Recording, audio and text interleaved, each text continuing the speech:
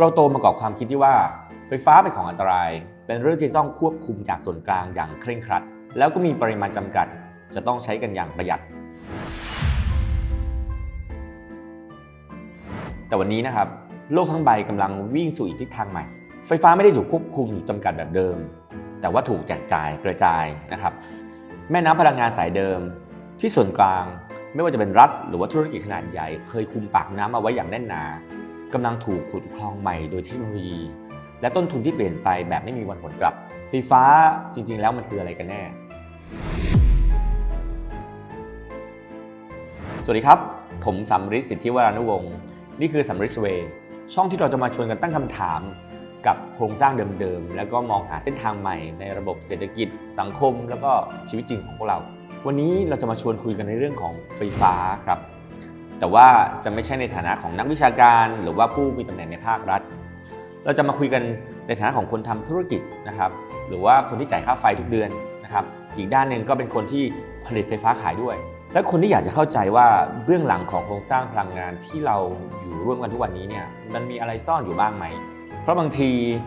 พลังงานไฟฟ้าที่ไหลอยู่ในสายอาจจะไม่ได้สำคัญเท่ากับพลังอำนาจที่ซ่อนอยู่เบื้องหลังมัน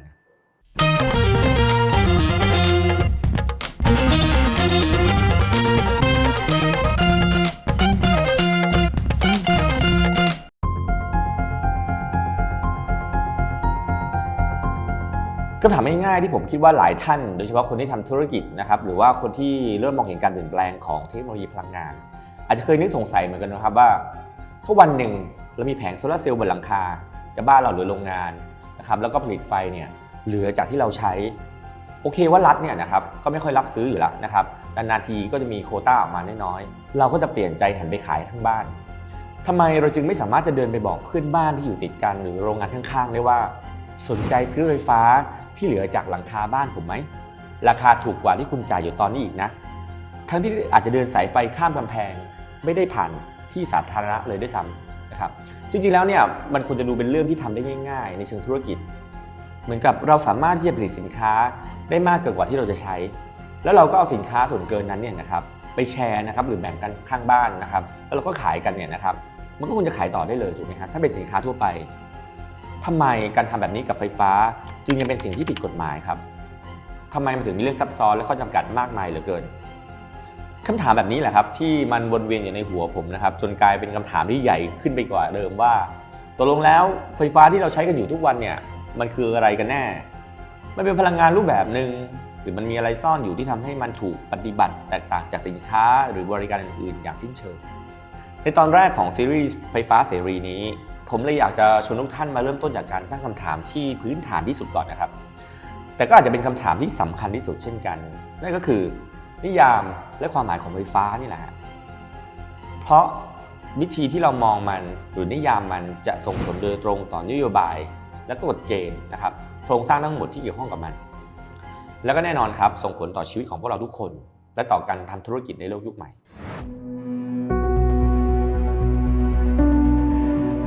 ไฟฟ้านั้นเพิ่งเริ่มเกิดขึ้นมาในโลกนี้ได้ไม่เกิน200กว่าปีนี้เองนะครับไม่เพียงแค่เกิดไล่เลี่ยกับการปฏิวัติอุตสาหกรรมในช่วงศตวรรษที่17-18เท่านั้นแต่ยังเรียกได้ว่าเป็นโครงสร้างเดียวกันกล่าวคือการผลิตจากเดิมเนี่ยที่มีลักษณะกระจายตัวสูงก็จะกลับถูกดึงเข้าสู่ส่วนกลางนะครับมาผลิตร่วมกันในโรงงานด้วยเครื่องจักรขนาดใหญ่ในที่เดียวกันและเมื่อผลิตเสร็จแล้วก็จะผลิตสินค้านั้นเนี่ยแจกจ่ายออกไปตามเครือข่ายสายส่งนะครับไม่ว่าจะเป็นระบบถนนสำหรับการขนส่งสินค้านะครับหรือว่าระบบสายส่งไฟฟ้าสำหรับการขนส่งพลังงานไฟฟ้าซึ่งการเปลี่ยนแปลงนี้เองนะครับก็ได้ส่งผลให้ผลิตภาพในสังคมโดยรวมนะครับหรือว่า productivity เนี่ยเติบโตขึ้นอย่างรวดเร็วซึ่งเราก็ได้ enjoy สิ่งนั้นมาตลอด200กว่าปีที่ผ่านมานะฮะเคียงคู่ไปกับการเติบโตของภาคอุตสาหกรรมปัจจุบันเนี่ยเวลาเราพูดถึงคำว่าไฟฟ้าเนี่ยหลายคนอาจจะนึกถึงการไฟฟ้า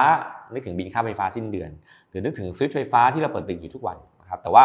ถ้าเรามองลึกลงไปในเชิงแนวคิดหรือเชิงนโยบายนะครับไฟฟ้าเนี่ยมันถูกให้ความหมายที่หลากหลายมากครับไฟฟ้าคือทรัพยากรหรือ resource หรือเปล่าถ้ามองว่าไฟฟ้าเป็นทรัพยากรมันก็อาจจะคล้ายๆกับน้ำมันก๊าซธรรมชาติหรือแร่ธาตุต่างๆใช่ไหมครับคือเป็นสิ่งที่มีอยู่ในธรรมชาตินะครับหรือว่าจะต้องการเทคโนโลยีในการสกัดมันออกมาใช้ ซึ่งมักจะมีอยู่อย่างจำกัดนะครับและด้วยเหตุผลนั้นจึงจะต้องถูกควบคุมนะครับในบางกรณีมีผลกระทบด้านสิ่งแวดล้อมแต่คำถามคือมันเป็นทรัพยากรของใครเป็นของชาติโดยภาพรวมๆนะครับหรือเป็นของประชาชนทุกคนหรือเป็นของคนที่ลงทุนลงแรงแล้วไปสกัดมันออกมาแล้วถ้าเป็นทรัพยากรมันควรจะถูกบริหารจัดการโดยรัฐทั้งหมดหรือควรจะเปิดให้เอกชนเข้ามาแข่งขันกันได้เหมือนกับการทำเหมืองแร่หรือการขุดเจาะน้ำมันแล้วถ้ามันมีอยู่อย่างไม่จำกัดล่ะเรายังต้องการควบคุมมันอยู่หรือเปล่าแล้วถ้าหากเรามองไปที่แหล่งพลังงานใหม่ๆอย่างพลังงานแสงอาทิตย์ล่ะครับแสงอาทิตย์ที่ส่องลงมาบนหลังคาบ้านเรามันเป็นทรัพยากรของใครนะอันนี้ก็น่าคิดเหมือนกันนะครับ2หรือไฟฟ้าคือสินค้าสาธารณะที่เรียกว่า public goods สินค้าสาธารณะคือสินค้าที่หากประชาชนบริโภคน้อยไปเนี่ยก็อาจจะทำให้สังคมแย่ลงนะฮะในขณะที่เอกชนก็มีแรงจูงใจในการผลิตเนี่ยค่อนข้างน้อยนะครับไม่ว่าจะเป็นการศึกษาหรือว่าสุขภาพเป็นต้นแนวคิดนี้อาจจะเป็นสิ่งที่เราคุ้นเคยกันมากที่สุดในบ้านเรานะครับเพราะไฟฟ้าถูกจัดว่าเป็นบริการสาธารณะขั้นพื้นฐานที่รัฐจะต้องดูแลให้ประชาชนเข้าถึงได้อย่างทั่วถึงเหมือนกับน้ำประปาหรือว่าถนนหนทางเป็นต้นครับแต่เมื่อรัฐเข้ามาเกี่ยวข้องมากๆโดยปกติแล้วก็มักจะทำให้เกิดความไม่มีประสิทธิภาพเกิดขึ้นในขณะที่ความประหลาดของไฟฟ้าก็คือว่า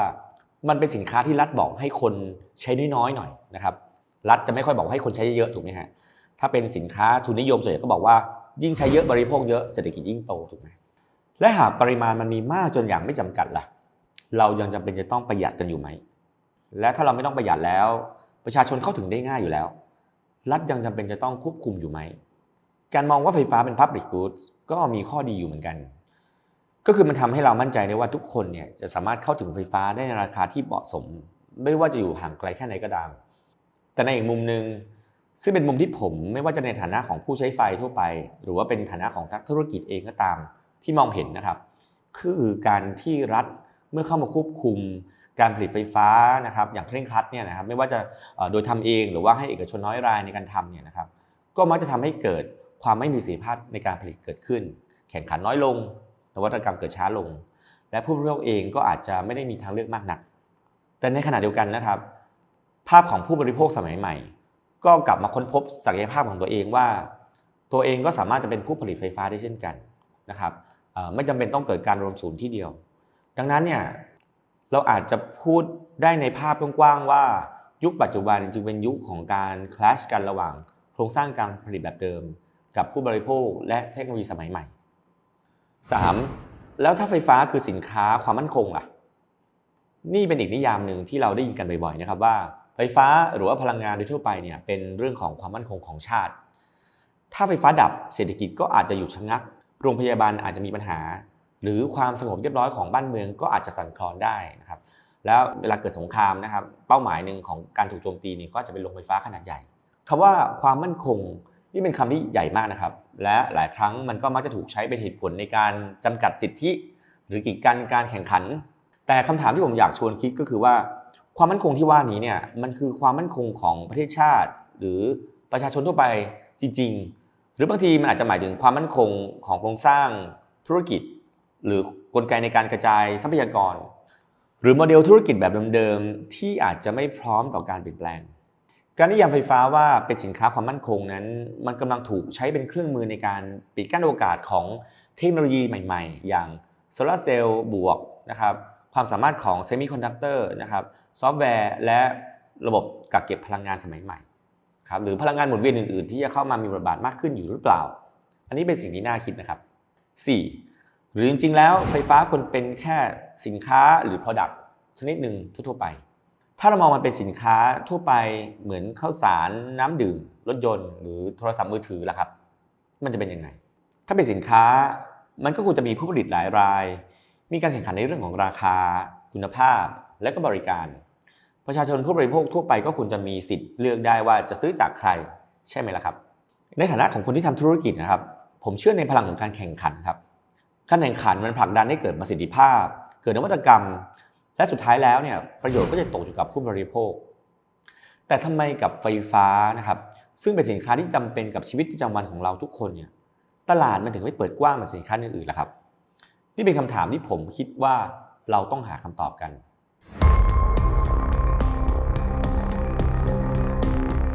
น นอกจากการให้นิยามที่แตกต่างกันไปแล้วนะครับผมคิดว่ามันยังมีมายาคติหรือความเชื่อบางอย่างที่เกี่ยวข้องกับไฟฟ้าที่ถูกปลูกฝังกันมาอย่างยาวนานครับจนทำให้เรามองไฟฟ้าด้วยสายตาที่อาจจะคลาดเคลื่อนไปจากความเป็นจริงอยู่มายาคติที่1ไฟฟ้าเป็นของอันตรายจะต้องให้ผู้เชี่ยวชาญจัดการเท่านั้นแน่นอนครับว่าไฟฟ้าเนี่ยนะครับมีทั้งเรื่องความอันตรายมีเรื่องประเด็นเรื่องความปลอดภัยถ้าเราใช้อย่างไม่ถูกวิธีมีประเด็นในเชิงเทคนิคต่างๆที่คนทั่วไปอาจจะยังเข้าไม่ถึงแต่ในยุคปัจจุบันนะครับที่เทคโนโลยีก้าวหน้าไปมากนะครับ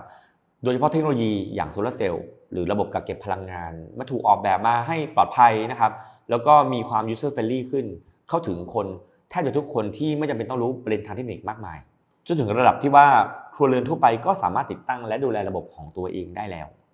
ในแง่ของโครงข่ายที่จัดการยากและก็เสี่ยงต่อความมั่นคงทางพลังงานนั้นเทคโนโลยีต่างๆก็ได้พัฒนามาตลอด 10-20 ปีที่ผ่านมานะครับจนปัจจุบันเนี่ยเมื่อรวมกับเทคโนโลยีกักเก็บพลังงานสมัยใหม่ก็สามารถที่จะจัดการความซับซ้อนได้เกือบทั้งหมดฉะนั้นการที่เรายังยึดติดอยู่กับภาพว่าไฟฟ้าเป็นเรื่องที่ไกลตัวจะต้องให้ผู้รู้มาจัดการเท่านั้นมันกำลังปิดกั้นโอกาสที่เราจะพึ่งพาตัวเองด้านพลังงานอยู่หรือเปล่าบรรยากาศที่2ต้องประหยัดไฟเพราะไฟฟ้าเป็นของหายากหรือว่าการใช้ไฟฟ้าเยอะๆก็อาจจะทำลายโลกนะฮะคือเรื่องของการประหยัดพลังงานนั้นเป็นสิ่งที่ดีนะครับโดยเฉพาะถ้าเราใช้พลังงานอย่างไม่มีประสิทธิภาพแต่ผมอยากชวนมองอีกมุมนึงนะครับว่าจริงๆแล้วเนี่ยการเข้าถึงพลังงานไฟฟ้าอย่างเพียงพอและทั่วถึงเนี่ยนะครับมันคือรากฐานสำคัญของความเจริญก้าวหน้าของสังคมครับคุณภาพชีวิตที่ดีการศึกษาที่ดีการสาธารณสุขและการพัฒนาเศรษฐกิจที่ดีมีสถิติหนึ่งที่น่าสนใจนะครับที่ผมอยากเอามาแชร์ถ้าเราลองไปดูตัวเลขการใช้ไฟฟ้าต่อหัวของประชากรต่อปีเนี่ยนะครับประเทศไทยเราเนี่ยยังถือว่าใช้ค่อนข้างต่ำมากแม้ว่าเรารู้สึกว่าเราสิ้นเปลืองอย่างไรก็ตามนะครับเรามาดูนะฮะประเทศไทยเนี่ยมีตัวเลขอยู่ที่ราว 3,300 หน่วยต่อหัวต่อปีเมื่อเทียบกับเพื่อนบ้านเรานะฮะมาเลเซียเนี่ยใช้อยู่ที่ 4,600 คือมากกว่าเรา 50% เลยนะฮะไปที่จีนเนี่ยนะครับมากกว่าเราเกือบ2เท่านะครับคือเกือบ 6,000 สิงคโปร์มากกว่าเราเกือบ3เท่าฮะคือไป 8-9,000 อเมริกายิ่งแล้วใหญ่เลยครับไปหมื่นกว่านะครับคือมากกว่าเราเกือบ4เท่าสังเกตไหมครับว่ายิ่งประเทศเจริญยิ่งใช้ไฟเยอะเราจะสรุปได้อย่างไรมากกว่ากันครับว่ายิ่งประเทศเจริญยิ่งใช้ไฟเปลืองหรือกลับกันเป็นเพราะเขาใช้ไฟได้เยอะเขาเลยเจริญหรือเปล่าเพราะในบางทฤษฎีนะครับการเอาพลังงานมาใช้ในสังคมได้มากเท่าไหร่นั่นหมายถึง civilization ที่สูงขึ้นเท่านั้นเพราะฉะนั้นคำถามคือการที่เราใช้ไฟน้อยเนี่ยมันเป็นเพราะเราต้องประหยัดหรือเป็นเพราะโครงสร้างบางอย่างมันทำให้เราเข้าถึงหรือใช้ไฟฟ้าได้ไม่เต็มศักยภาพกันแน่แล้วการที่คนในชาติเนี่ยเข้าถึงพลังงานได้น้อยมันกำลังฉุดรั้งการพัฒนาประเทศไทยโดยรวมอยู่หรือเปล่าอันนี้เป็นโจทย์ที่ผมว่า policy maker น่าจะเอาไปคบคิดกันนะครับโดยเฉพาะในยุคที่พลังงานสะอาดอย่างแสงอาทิตย์มันมีอยู่อย่างเหลือเฟือนะครับในคำว่าเหลือเฟือหรือ abundance เนี่ยนะครับคลิปหนึ่งในซีรีส์นี้จะมาดูกันจริงๆนะครับทั้งในแง่ฟิสิกส์และคณิตศาสตร์ว่ามันเหลือเฟือกันจริงๆยังไงและต้นทุนการผลิตไฟฟ้าจากโซลาร์เซลล์ก็ถูกลงเรื่อยๆแนวคิดที่เราควรจะมุ่งไปอาจจะไม่ใช่เพียงแค่การประหยัดอย่างเดียวครับแต่มันเป็นการใช้พลังงานสะอาดอย่างฉลาดและเต็มศักยภาพเพื่อที่ให้ยกระดับคุณภาพชีวิตและเศรษฐกิจของเราได้ดีขึ้นอย่างไร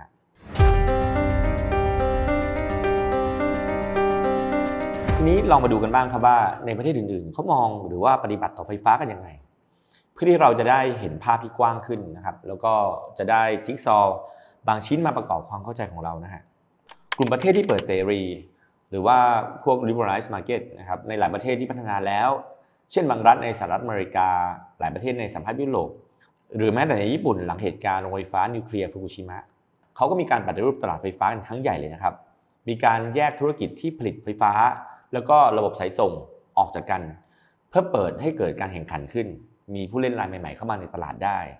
ประชาชนก็มีทางเลือกมากขึ้นว่าจะซื้อไฟจากใครคำถามคือทำไมเขาถึงกล้าทำแบบนั้นเขามองไฟฟ้าเป็นอะไรผมคิดว่าส่วนหนึ่งคือเขามองว่าการแข่งขันมันจะนำไปสู่ประสิทธิภาพที่ดีขึ้นราคาที่เป็นธรรมมากขึ้นแล้วก็นวัตกรรมใหม่ๆในการให้บริการซึ่งที่สุดแล้วก็จะเป็นประโยชน์กับผู้บริโภคและระบบเศรษฐกิจโดยรวมครับซึ่งในประเทศไทยเองในอดีตที่ผ่านมาก็มีการเสนอแนวคิดที่หลากหลายนะครับคลิปหนึ่งในซีรีส์นี้จะมีการมาถกกันนะครับว่าประเด็นที่เรายังยกเรื่องของ enhanced single buyer นะครับระบบวิธีคิดที่ว่าสายส่งคนมีผู้ซื้อรายเดียวนะครับหรือความเป็น natural monopoly นะครับซึ่งเป็นปกติของระบบสายส่งที่มักจะต้องผูกขาดโดยอัตโนมัติเนี่ยนะฮะมันเป็นยังไงนะครับเดี๋ยวเราจะมาถกกันในคลิปถัดไปกลุ่มประเทศที่รัฐยังคุมเข้มหรือ state control model ในขณะเดียวกันก็ยังมีอีกหลายประเทศที่รัฐยังคงมีบทบาทหลักในการควบคุมกิจการไฟฟ้าอาจจะด้วยเหตุผลเรื่องความมั่นคงนะครับหรือว่าการต้องการที่จะดูแลให้ประชาชนได้เข้าถึงไฟฟ้าได้อย่างทั่วถึงในราคาที่ไม่แพงเกินไปโดยเหตุผลพื้นๆอย่างรัฐต้องการหารายได้จากการขายไฟฟ้าก็มีเช่นกันแต่สิ่งที่น่าสนใจก็คือแม้ในกลุ่มประเทศที่รัฐควบคุมก็เริ่มจะมีการปรับตัวนะครับเช่นการส่งเสริมพลังงานหมุนเวียนการอนุญาตให้มีการผลิตไฟฟ้าใช้เองในระดับครัวเรือนหรือธุรกิจขนาดเล็กนะครับหรือว่าการสร้างตลาดกลางซื้อขายไฟฟ้าในรูปแบบต่างๆประเด็นสายส่งเดียวหลายคู่ขายมีคำถามหนึ่งที่ผมคิดว่าน่าสนใจมากครับก็คือทำไมบางประเทศถึงอนุญาตให้มีผู้ผลิตหรือผู้ค้าปลีกไฟฟ้าหลายรายสามารถมาร่วมใช้สายส่งไฟฟ้าเส้นเดียวกันเพื่อส่งไฟฟ้าเนี่ยไปขายให้กับลูกค้าปลายทางได้มันเหมือนกับถนนเส้นเดียวแต่ว่ามีรถยนต์หลายยี่ห้อเนี่ยมาวิ่งร่วมกันในถนนเดียวกันนั้น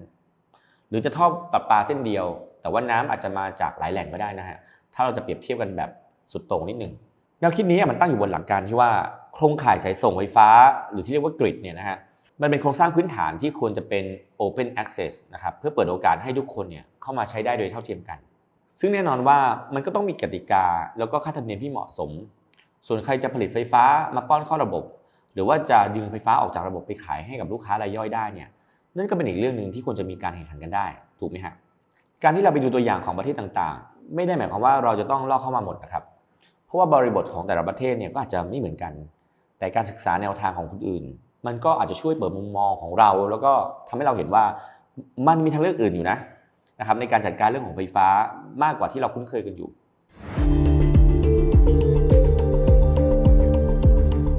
ประเทศไทยเราเนี่ยก็ไม่ได้แตกต่างไปจากหลายประเทศนะครับที่เติบโตมากับระบบอุตสาหกรรมตลอด200กว่าปีที่ผ่านมาโครงข่ายระบบไฟฟ้าก็ได้ทำให้เราเติบโตขึ้นมาอย่างยาวนานครับจนในที่สุดเนี่ยก็ได้ทำให้เกิดภาวะที่ค่อยๆรวมศูนย์แล้วก็พึ่งพิงมากขึ้นเรื่อยๆเหมือนกันในหลายประเทศนะครับเมื่อมีระบบใหม่ที่เอื้อต่อการแยกอิสระมากขึ้นเนี่ยจึงเกิดการปะทะกันขึ้นระหว่างระบบเก่าและก็ระบบใหม่มากน้อยก็อาจจะต่างกันไปในแต่ละประเทศครับและบริบททางการเมืองเองก็เป็นส่วนสำคัญในรูปแบบว่าสุดท้ายแล้วเนี่ยจะคลี่คลายออกมาในทางใดกลับมาที่บ้านเรากันนะครับผมเชื่อว่าหลายคนก็อาจจะมีความรู้สึกว่าระบบไฟฟ้าในเมืองไทยเนี่ยก็ค่อนข้างที่จะมีผู้เล่นน้อยรายอยู่นะฮะการที่จะเกิดผู้ผลิตไฟฟ้ารายใหม่ๆโดยเฉพาะรายเล็กรายย่อยหรือการที่ประชาชนจะลุกขึ้นมาผลิตไฟฟ้าใช้เองไม่ต้องเข้าระบบแล้วก็ได้นะฮะแม้แต่การขายไปที่เพื่อนบ้านก็ยังอาจจะทำไม่ได้มันดูเหมือนจะมีอุปสรรคแล้วก็ข้อจำกัดอยู่ไม่น้อยเลยใช่ไหมครับคำถามคือทำไมถึงเป็นอย่างนั้นมันเป็นเพราะเหตุผลทางเทคนิคจริงๆที่ระบบเรารับไม่ไหวหรือเป็นเพราะเหตุผลด้านความมั่นคงอย่างที่เราคุยกันมาในตอนต้นหรือว่ามันอาจจะมีปัจจัยอื่นๆซ่อนอยู่สำหรับผู้ที่เกี่ยวข้องกับเรื่องนโยบายและคนที่ควบคุมกฎเกณฑ์ต่างๆนะครับเราจำเป็นต้องทำให้แน่ใจอยู่เสมอว่าโครงสร้างกฎหมายที่ดูเหมือนจะซับซ้อนนะครับแล้วก็เปลี่ยนแปลงยากเนี่ยมันยังคงรับใช้นะครับแล้วส่งผลประโยชน์ต่างๆเนี่ยไปให้กับประชาชนส่วนใหญ่อยู่ตลอดเวลานะครับไม่ทำให้มันตกหล่นอยู่กับโครงสร้างเดิมที่มีผู้ได้รับประโยชน์จำนวนน้อยรายซึ่งเนี่ยนะครับเป็นคำถามที่ผมอยากจะชวนให้ทุกคนตั้งนะครับแล้วก็คิดอยู่ตลอดเวลาผมไม่ได้หมายความว่าโครงสร้างเดิมมันไม่ดีไปทั้งหมดนะฮะเพราะมันเองก็มีส่วนที่ทำให้ประเทศเราเนี่ยมีไฟฟ้าใช้อย่างมีเสถียรภาพมาจนถึงทุกวันนี้มีส่วนร่วมในการเจริญเติบโตของประเทศในตลอดหลายสิบปีที่ผ่านมาแต่ในโลกที่เทคโนโลยีมันเปลี่ยนแปลงไปเร็วมากความต้องการของผู้คนก็เปลี่ยนไปรูปแบบการผลิตและการใช้พลังงานเนี่ยก็กำลังจะเปลี่ยนไปอย่างมหาศาลถ้าโครงสร้างเดิมปรับตัวได้ช้าผมเกรงว่ามันก็อาจจะกลายเป็นตัวฉุดรั้งการพัฒนาประเทศของเราในระยะยาวได้นะครับเรื่องไฟฟ้าก็อาจจะคล้ายๆกันนะครับในขณะที่เทคโนโลยีโซล่าหรือว่าพลังงานสะอาดอื่นๆเนี่ยมันทำให้การผลิตไฟฟ้าเป็นเรื่องง่ายและกระจายศูนย์ได้มากขึ้นแต่ถ้ากฎกติกามันยังไม่เอื้อนะครับหรือยังมีความพยายามที่จะรวมศูนย์อำนาจการจัดการเอาไว้ที่เดิมศักยภาพของเทคโนโลยีสมัยใหม่เหล่านี้เนี่ยมันก็อาจจะไม่ถูกปลดปล่อยออกมาอย่างเต็มที่และไทยเราเองก็อาจจะสูญเสียโอกาสในการวิ่งไล่ตามคลื่นลูกนี้ของโลกไป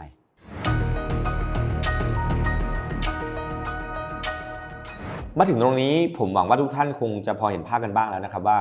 คำถามง่ายๆที่เราตั้งไว้ตอนต้นครับว่าไฟฟ้าคืออะไรกันแน่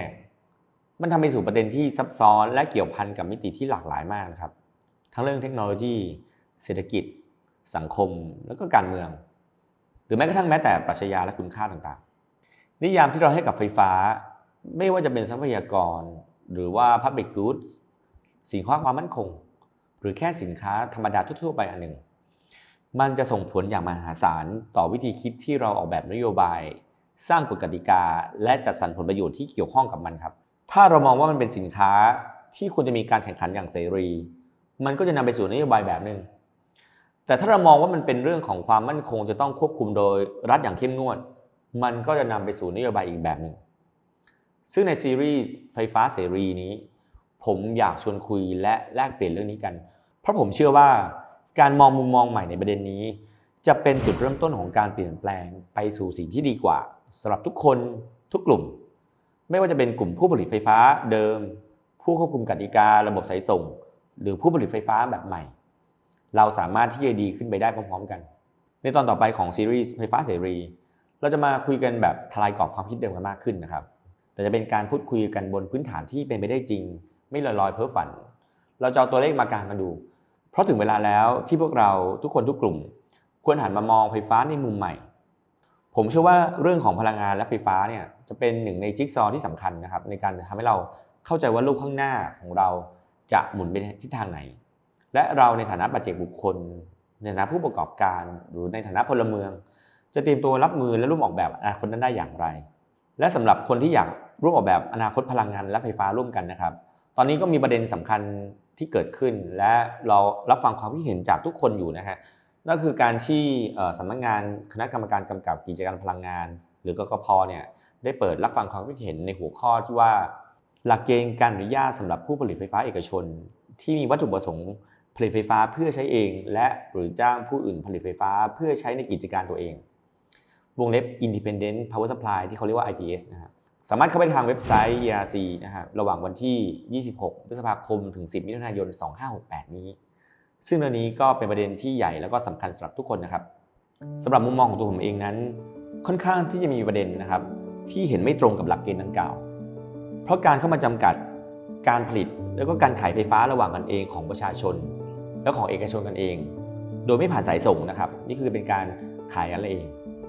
เป็นมุมมองที่ค่อนข้างควบคุมอย่างเคร่งครัดเกินไปโดยไม่จำเป็นซึ่งทำให้มีความเสี่ยงที่จะไม่เปิดโอกาสให้เทคโนโลยีและนวัตกรรมสมัยใหม่เนี่ย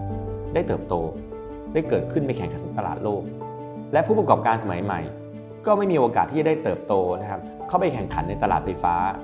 ซึ่งมีมูลค่าสูงถึงปีละ1 ล้านล้านบาทจาก GDP เรา18ล้านล้านเนี่ยมีสัดส่วนถึงเกือบ 6% ซึ่งคำถามใหญ่ก็คือการจำกัดความสามารถในการจัดการตัวเองของประชาชนหรือเอกชนด้านพลังงานนั้น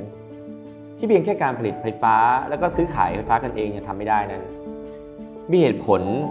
ที่เป็นประโยชน์ต่อประชาชนและสังคมประเทศชาติเนี่ยมากเพียงพอหรือไม่สำหรับใครที่สนใจอยากเสนอความคิดเห็นต่อเรื่องนี้ก็สามารถเข้าไปในเว็บไซต์ของกกพ.ได้นะครับมีการรับฟังความคิดเห็นนี้อยู่ซึ่งใส่รายละเอียดไว้ข้างล่างของวิดีโอนี้รวมถึงในคอมเมนต์ด้วยนะครับและอย่าลืมนะครับว่าการรับฟังความเห็นนี้เนี่ยนะครับจะมีตั้งแต่วันนี้ไปจนถึงวันที่4มิถุนายน2568นี้เท่านั้นสำหรับวันนี้ก็ต้องขอบคุณทุกท่านนะครับที่ติดตามรับชมถ้าหากชอบคอนเทนต์แนวนี้นะครับฝากกดติดตามกดไลค์กดแชร์หรือว่ามาคอมเมนต์แลกเปลี่ยนความคิดเห็นกันด้านล่างได้เลยนะครับแล้วพบกันใหม่ในตอนหน้าของ Summit Way สวัสดีครับ